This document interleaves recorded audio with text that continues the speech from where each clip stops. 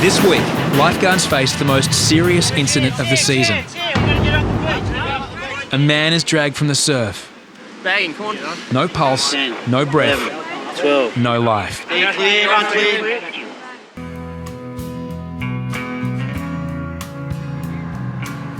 "1 p.m. midweek on Bondi Beach.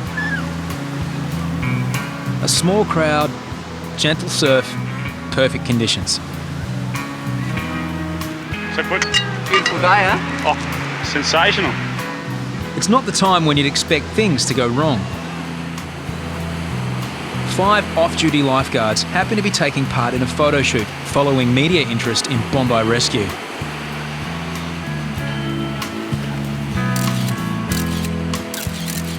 Amongst them is Hoppo, the boss, and Corey, one of the most experienced lifeguards on the beach. Halfway through the shoot, a dramatic event unfolds right beside them.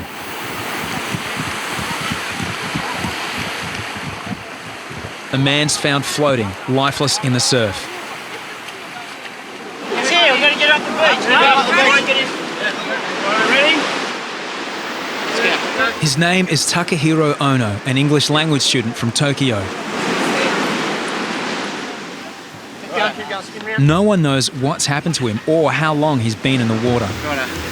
Rolly mo, no. Someone go and get on the radio. There's a radio on my bike and call for the debrief. Yep. Check pulse, hang on. Hoppo can't detect a pulse. Bagging, come on. He's not breathing. Bagging, come on. Bagging. Taka is clinically dead. You grab the nose. The boys must get his heart beating again and air into his lungs. It's a male, about 20 years old. They got him on the bag now. I'll get back to you in more info. I can't really feel it. Danny arrives with a defibrillator as Corey starts CPR. 1, 2, 3, 4, 5, 6, 7, 8, 9, 10, 11. Get a towel. Yeah, I got it. Luke, what? Taka still has no pulse. Stand clear. Watch out. Everyone stand clear. Thieves. Thick man. No touching. Stand clear. Stay clear, run clear. Ready? Do not touch patient. Analyzing rhythm. The machine reads Taka's vital signs. Do not touch patient. Analyzing rhythm. Check pulse. If no pulse, give CPR. Check pulse. If no pulse, give CPR. I can't get one. Start CPR. The defib doesn't work on Taka first time. 3, 4, 5, The machine needs time to recharge. Corey continues CPR. 11, 12. The ambulance has been called, paramedics are on the way. Just, if you need anything else, give us the yell. Yeah, copy that, Chapo. 12, 13, 14, 15. It's 4 minutes since lifeguards got to Taka. 1, 2, 3, 4, 5, 6, 7, 8. The machine needs time to establish whether he has any heart rhythm. Stand clear. Stay clear, run clear. Do not touch patient. Analyzing rhythm. Taka's had 2 shocks. He's in spasm. Patients rarely survive if they need more than 3 shocks. Taka's been clinically dead for at least 4.5 minutes. He has 1 chance left. I've lost it. Stand clear. Stand clear. Do not touch patient. Analyzing rhythm. The 3rd shock has finally had an Do effect. not touch patient. Analyzing rhythm. I won't shock again. Trying to breathe, it looks like. Still stand clear. Stand clear. Analyzing rhythm. Breathing now. It's alright, mate. It's Check alright. pulse. If no pulse, give CPR. It's got a faint pulse. He's breathing, mate. It's getting stronger. Take a good pulse, mate. Good pulse here. You've been in the water and you swallowed a lot of water, okay? Stay, just relax, mate. Just relax. We're looking after you, okay? Understand? It's got a strong heartbeat now, strong heart. Just Just keep some your head oxygen. there, mate. It's okay. Just giving you some oxygen. It's okay, it's okay. It's alright, buddy. It's okay, mate. Just relax. Just take it easy. work, boys, all of you, good work. Try deep breaths, mate, okay? As they wait for an ambulance, lifeguards try and piece together the events that almost killed Tucker. Student too. What happened to him? I don't know. I allowed to swim in the water. And he just got kind of floating or what? No one knows how long Tucker was clinically dead in the water. Friends from uni or something. But for 5 minutes, the lifeguards kept him alive on the sand. Despite the trauma of a major medical emergency, Tucker knows who and where he is. What's your name? Takahiro. Takahiro, is it? Yeah. You know where you are, Tucker? Yeah. Where are you? Where? Bondi, he said Bondi. A shot of Maxi will help stabilise Tucker. Lifeguards and paramedics brace him on a spinal board. 1, 2, 3, roll. They're concerned Tucker may also be suffering a spinal injury. Perhaps he was violently knocked out in the surf. Was it immersion related or? We think so. He was found at the edge of the water. Can you feel me touching your elbow? So you pulled him out of the water. Yeah. Have you used it on an arrest before? Oh, we used to. We had 12 last year. Did you? Yeah. Oh, they're unreal, these things. Unbelievable. Oh, it's got to have someone behind it, mate. Oh, yeah. So you blokes did all right. Tucker's alive, but the drama's far from over. How did he end up floating lifeless in the water? Has he damaged his spine? Will he suffer any brain damage from lack of oxygen? You happy to go on your own, or do you want to? Yeah, we'll be right there. See you later. Thanks, well mate. done. You Thanks. saved his life. You're great, you blokes. Tucker's not out of danger yet. Hoppo's conducted scores of resuscitations, but Tucker's ranks as one of the most dramatic. 3 shocks is a fair bit, eh? 3 shocks a fair bit. Pretty much, if that third shock didn't work, it would have been starting to get out to that time where we're really going to start pushing and getting back. It came back really strong, real quick, the pulse, and usually that's a good sign. A dead look is a real weird sort of look. You know they're basically dead when you see them. And to actually know when you can't feel the pulse, watch the defib shock them, and then actually get them back breathing and with a pulse, it's an amazing feeling that you probably can't really describe in words, that how you really feel. And I know the guys, after we do it, we have a debrief, and the buzz around that, you know, you've just revived somebody is absolutely amazing. Younger lifeguards Nathan and Whippet are still coming to grips with what happened. But how lucky was it that we were doing that photo shoot thing and like to have Hoppo down there and Everyone was on it straight away. It's good. yeah, 5 of us in the first 5 seconds. It was good. Hoppo and Koya was sick, but how onto it, although it was good. He was talking to him though when you got him on the bike and that, eh? Mm-hmm. That's unreal, eh? That's great. Seeing the shocks when it shocks them when they do that move, that's the first time I've ever seen it. Yeah, well, that's the first time I've seen a big shock like that. After 2 shocks, he got a pulse again, I think, and then it went again. So and the third one, and that snapped him back. Kind of quick. What did he say when he come to? I think he said sorry, eh? As the boys debrief, Tucker arrives at St Vincent's emergency. Yeah, ladies and gentlemen, you heard the story. Pass it across. This is Takahiro. Takahiro is a 24-year-old male who was surfing at the beach. He was found at the edge of the water. The lifeguards brought him back onto the beach. They put the monitor on him because he was unconscious. They noticed that it was a VF. They shocked him 3 times. GCS eventually came around once we arrived. He's complaining of pain to his right shoulder and left chest. He speaks Japanese, learning English here in Australia. So maybe some of the questions you have to re-ask. But what happened to Tucker? Swedish tourist Isabella was the first to find him lying in just a foot or 2 of water. Yeah, and I saw a guy was like, I thought he was joking or just swinging around because he was like, But then he was like turning around and also his eyes, he was like wide open. It was, then I thought, shit, so I was like, are you okay? And I pulled him up. He didn't answer, so, and his head was... Very well. You did a good job. But he was dead. He was dead. He was dead. Oh, shit. The defib shocked 3 times. We had to shock him 3 times to get the heart going again. So it was good. Did a good job. Thank you. Taka's vital signs are healthy. Now, emergency doctors need to find out what caused his heart to stop beating. Okay, so you're going to feel a sharp scratch in a minute, okay? Do you remember what happened in the surf? Maybe? Yeah. But do you remember being dumped by a wave? Okay, mate, sharp scratch. No, okay. With pressure. There's still concern about Taka's neck and spine. Okay. Is it sore here?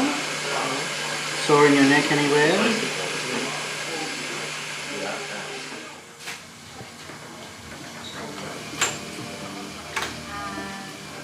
So at the moment we're treating him with spinal precautions in case he was dumped and he's had a spinal injury. X-ray.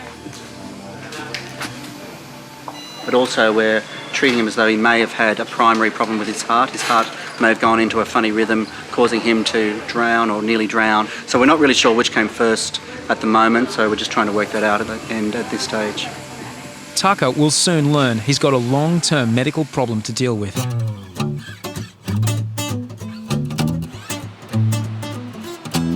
The passing of a Bondi summer is marked by a series of noteworthy days. Christmas, New Year's, and on January 26, there's Australia Day. Improvise. Look at that. What is that? Just putting together our megaphone holder so we can yell at people that are doing the wrong thing. Testing. Hello. There we go. Got a good response. The flag-raising ceremony at the local council is always conducted by a leading citizen. This year, Hoppo does the honours in full uniform, including the formal black thongs. Oh, I love the lifeguards. They're great. They're all so fit. I try and keep up with them when I'm running on the beach, but it's not a hope.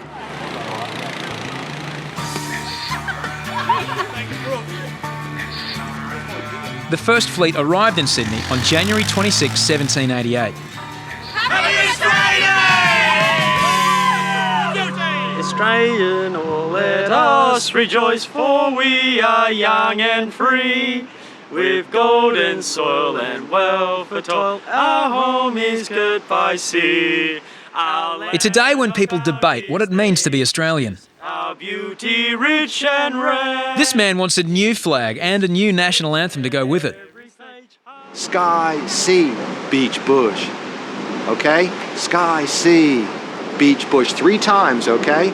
And this way, when you look at it, you see the sky, the sea, the beach, and the bush. Yeah. And there's a bit of the dreaming track.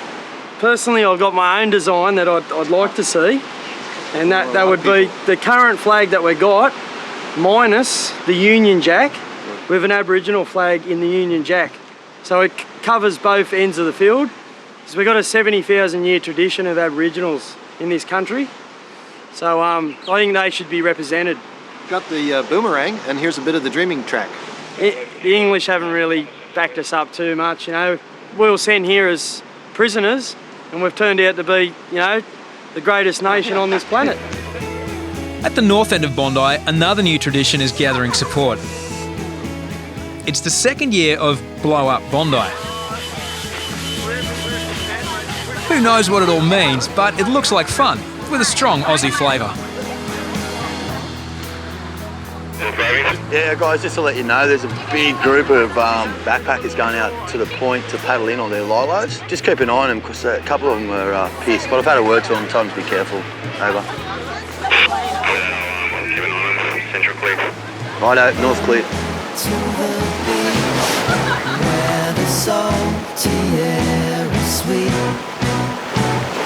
Dance on the shore, 'cause the ocean is the cure. The aim is to head for shore. At the moment, they're making good progress towards New Zealand.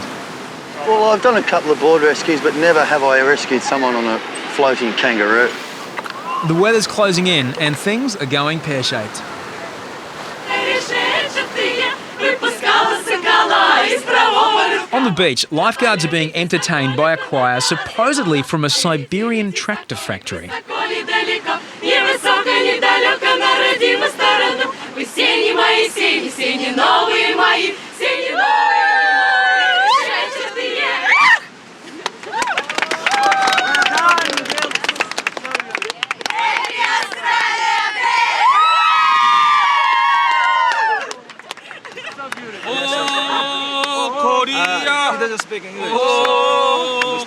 But the Koreans are all mixed up. It's not Happy Korea Day.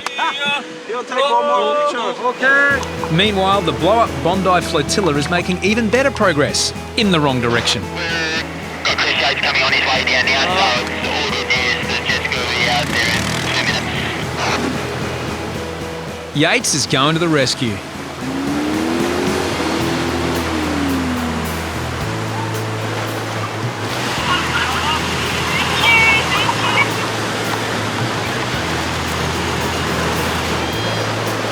Fortunately, everyone's made it to shore safely, even the marsupials. Australia Day hasn't been fun for one man.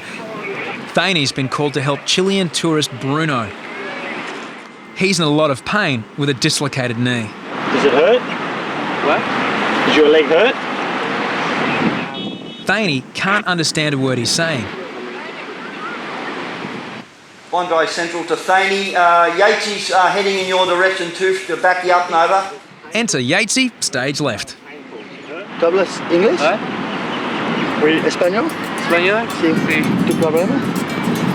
¿Tu rodilla? Oui. ¿Mucho dolor o no? Sí. ¿Sí? You cannot move there. While Bruno suffers on the grass, a young surfer needs help in the tower. Attends. Okay. Tu arrives, maintenant tu attends, s'il vous plaît. Pas de problème. Yeah. ¿Cómo? ¿Caminando? ¿Caminando? I don't know. ¿Bailando? ¿Cantando? No. Comment vous faites le truc ça? Fin? Couper avec le film. Being multilingual isn't part of the Bondi lifeguard job description. Yatesy and H have studied languages for other reasons. Just wrap it up. I was fortunate to meet a lot of lovely French women. I was fortunate to meet and have a little bit of an experience, but that didn't happen. But c'est la vie, c'est l'amour, c'est la guerre. I actually met a chick in Colombia, and I lived with her for 4 months, and just there was no English. I didn't speak English for 4 months, so that's how I learnt Spanish. Yeah, just picking it up at school. Sebastian's foot isn't too bad, but he needs directions to the nearest medical clinic. Bondi Road, c'est la première route. Avant tu arrives, la troisième feu de rouge, c'est une petite rue à droite. Read that. Okay. Okay, I'm okay. Cigarrillo especial. What's that, mate? Special cigarette. Yeah, it was pretty fortunate that I could get through to him actually, because otherwise we could probably still be stuck here. Okay. 1, 2, 3. Voy a trabajo en la playa. Ciao. So it's au revoir for Sebastian. Au revoir, bonne chance. Merci beaucoup. Okay, mate, de rien. And adios to Bruno, who's off to hospital.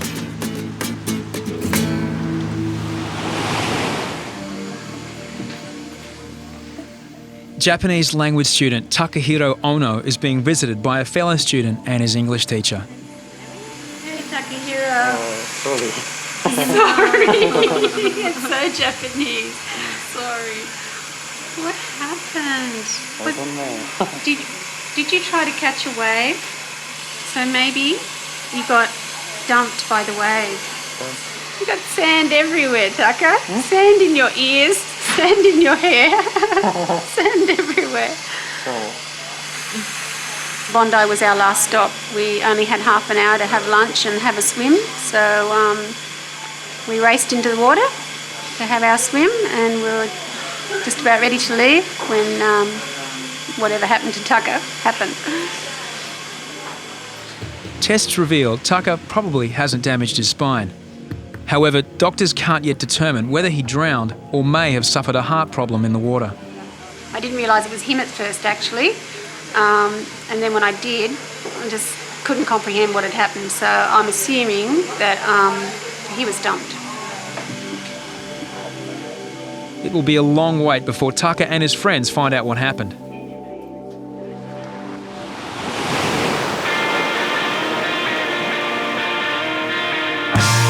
Being a lifeguard demands peak fitness. I love my training. It's a passion. As they say, there's a flame burning inside you, and when that flame's burning, it's not going to go out for sure. What they don't realise is they're getting themselves fit, and I'm preparing them for when, you know, the busy days of the rescues, the 200 rescues a day. And the lifeguards are united saving lives. But there's still intense competition between the boys. Sometimes you don't want to train, but somebody else is training and you think, oh, I can't let them get the better of me, so it drags everyone into it. it's a bit of competition there. The young blokes try and push harder to knock the old blokes off their perch. Soon, they'll compete against each other in a gruelling run, swim and board race called the Lifeguard Challenge. There's a few little grudge matches. I think, although he denies it, I think Andrew Reid's kind of hoping to beat Corey Adams. I have heard that he's training very hard, and so he should be. He's got little or no athletic ability, so I think he should be training the house down. Me, I'm on an extended taper. It's been going for about 8 years now. Secretly, everyone sort of says, oh, I'm taking it easy, I'm just going to go easy, I'm going to go slow, but when the race actually comes down to it, I think everyone sort of has a pretty good go.